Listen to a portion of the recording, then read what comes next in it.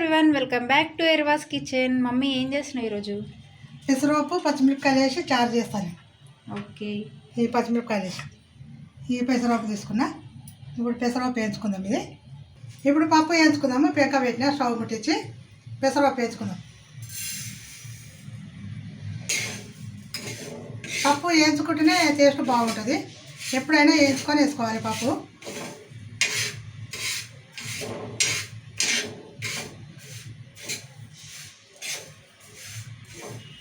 దూరంగా వేసుకోవాలి పెసరపప్పు.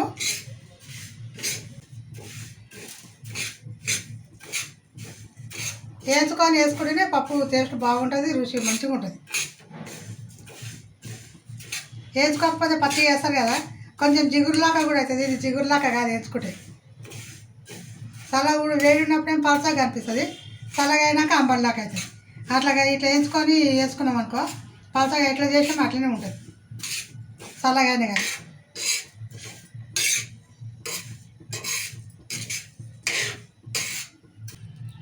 ఇక వేగింది పప్పు, తీసుకుందాము. ఇట్లా దూరంగా ఇట్లా వేసుకోవాలి.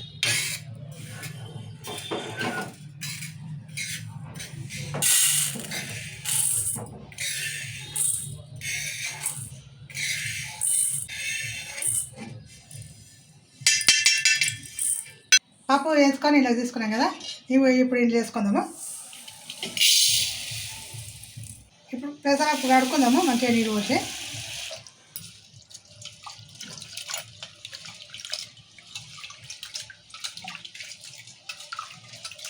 ఇక పప్పు మంచిగా కడుక్కోవాల్సిన. ఇప్పుడు నీళ్ళు పోసుకుందాము. పప్పు సరిపడా నీళ్ళు పోసి పెట్టుకుందాము.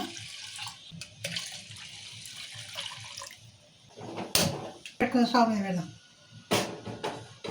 ఇది కుక్కర్ వేయదు, మన బగానే ఉడికించుకోవాలి. ఎంతసేపు ఉడక తొందరగా ఉడుకుతుంది పెసరపప్పు. 2 మిరపకాయలు సన్నం కట్ చేసుకోవాలి.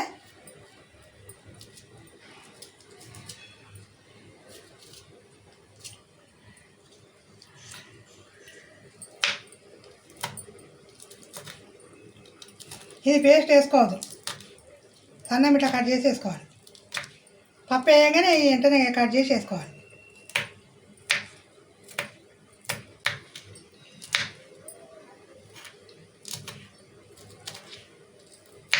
ఇక మిరపకాయలన్నీ ఇట్లా సన్నం కట్ చేసుకోవాలి. టమాటా కూడా ఒకటి కట్ చేసుకుందాము.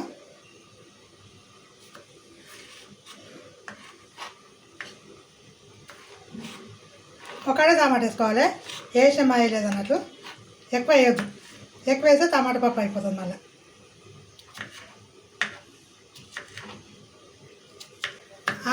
ఈ పండు ఉండదు టమాటా, ఇంకా కాయ ఉండాలి. ఇంకా ఇది పండులాగా అయింది కానీ ఇంకా కాయలాకుండా కానీ మంచిగా ఉండదు. వీళ్ళకు ఈ పప్పులకు టమాటా పండులాగా ఉండదు. టమాటా పప్పుకి అయితే పండులాగా ఉండాలి, కానీ దీనికి టమాటా పప్పు కాదు, పచ్చిమిరపకాయలు వేసేసినాం కదా, అందుకు కాయలాగా ఉండాలి. టమాటా కూడా దూరగా కాయలాకుంటే మంచిగా అవుతుంది పప్పు. ఇప్పుడు ఇట్లా వేసుకుందాము. టమాటా పప్పు పెసరపప్పు వేసాము. ఇవి పప్పు ఉడకకుండా సరే అన్నీ కోసి ఒకటేసారి కోసి వేసి మన పొయ్యి మీద పెట్టుకుంటే అన్నీ ఉడుకుతాయి. పెసరపప్పు తొందరగా అవుతుంది కదా, పప్పు ఉడికేటప్పుడు ఇవి కూడా ఉడికిపోతాయి. ఒకసారి కలుపుకుందాం. ఇట్లా పసుపు వేసుకుందాం. ఇప్పుడు ఇక టమాటాలు వేసినాం, పచ్చిమిరపకాయలు వేసినాం, పసుపు వేసినాము. ఒకసారి ఇట్లా కలుపుకుందాము. ఊకే కలిపోద్దు మళ్ళీ పప్పు. ఇప్పుడు ఉడకని మంచిగా ఇది మెత్తగా ఉడికినాక నేను చూపిస్తాను మళ్ళీ. ఇప్పుడు పప్పు ఉడికింది, మిరపకాయలు టమాటాలు అన్నీ ఉడికిపోయినాయి. ఇలా కలపదు, ఊకే వేసి కలిపిన మటుకు పప్పు కరెక్తుంది. మనం వేసి ఊకోవాలి, అన్నీ వేసి ఊకుంటే తొందరగా ఉడికిపోతుంది. ఈ పప్పుకు సరిపోయేంత ఉప్పు వేసుకుందాం. ఇప్పుడు ఈ మిరపకాయలు టమాటాలు వేసినప్పుడు ఉప్పు వేస్తే ఉడకదని చెప్పి ఉప్పు వేయలేము. ఇక ఉడికినాక ఇప్పుడు ఉప్పు వేసుకున్నాము.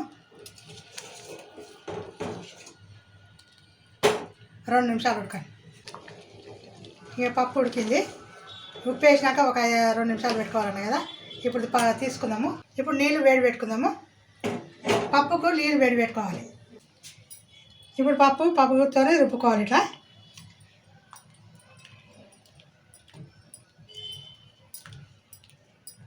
ఇంకా పప్పు ఇట్లా రుబ్బుకోవాలి.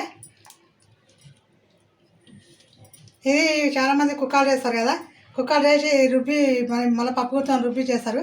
అది జిగురు ఉంటుంది. అంబడిలాగానే అవుతుంది. ఇట్లనే చేసుకోవాలి. పప్పు చాలా టేస్ట్ ఉంటుంది. కుక్కర్లో వేసిన పప్పు అంత మంచిగా ఉండదు. ఇప్పుడు ఈ పప్పుకు నీళ్ళు మసాలా పెట్టినాం కదా, మసాలా పెట్టిన నీళ్ళు పోసుకోవాలి.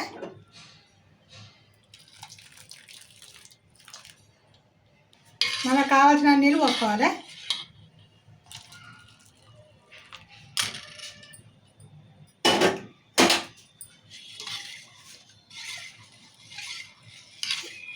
ఈ పప్పు అంత చిక్కగా ఉంటే మంచిగా ఉండదు, పలచగానే ఉండాలి. పలచగా ఉంటే మంచిగా ఉంటుంది పప్పు. ఇప్పుడు పప్పుకు తాలింపు వేసుకోనికి నూనె పోసుకుందాం. ఇలా దీనికి కొంచెమే పడుతుంది, నూనె ఎక్కువ పడుతుంది. ఇక ఈ జీలకర్ర, ఆవాలు, మిరపగింజలు. ఈ పప్పులో ఈ మిరపగింజలు ఉంటే పప్పు చాలా టేస్ట్గా వస్తుంది.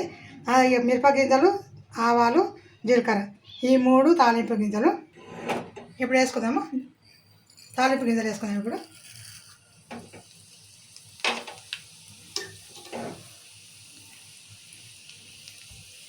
ఇప్పుడు కళ్యామాకు వేసుకున్నాము. ఇప్పుడు కళ్యామాకు వేసాం కదా, ఇప్పుడు కొత్తిమీర కూడా వేసుకున్నాము.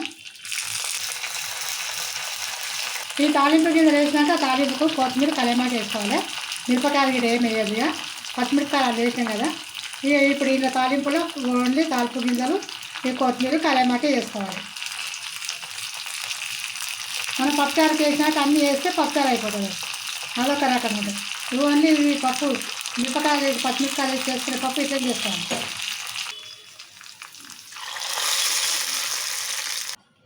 ఇక పచ్చిమిరపకాయలు వేసి పెసరపప్పు రెడీ అయిపోయింది. పప్పు చేశారు. దీన్ని మేము తాలింపు పప్పు అంటాం. ఇది పప్పుచారు అన్నది తినం. తెలియదేమో మీకు కానీ పప్పుచారు అని చెప్పినాం, కానీ పెసరపప్పు పప్పుచారు అని చెప్పినాం, కానీ పప్పుచారు కాదు, ఇది తాలింపు పప్పు. ఇలా పులుపు గిట్ట ఎక్కువ ఉండదు కదా, ఇది సప్పడపప్పు లాగా అనుకోండి. సేమ్ కారం ఉంటే 4 మిరపకాయలు కోసి వేసుకోవాలి, పేస్ట్ వేసుకోవచ్చు. కారం పొడి వేయద్దు, మన తాలింపులో మిరపకాయలు వేయద్దు. ఇలా చేసుకుంటే చాలా బాగుంటుంది. పిల్లలకైనా పెద్దలకైనా ఇది సప్పడపప్పు లాగా ఉంటుంది. అటు సప్పగా ఉండదు, ఇటు కారం ఉండదు. సూపర్ పప్పు ఇది. దీన్ని మేము తాలింపు పప్పు అంటాం. సూపర్ పప్పు, పెసరపప్పు, పచ్చిమిరపకాయలు వేసి ఇలా చేసుకోవాలి, చాలా బాగుంటుంది. సో చూసిరాయండి, మీకు కనుక ఈ వీడియో నచ్చినట్టయితే లైక్ చేయండి, షేర్ చేయండి. మమ్మీ ఇంకేం చేయాలి? సబ్స్క్రైబ్ చేసుకొని గంట కొట్టండి. Bye bye. బాయ్.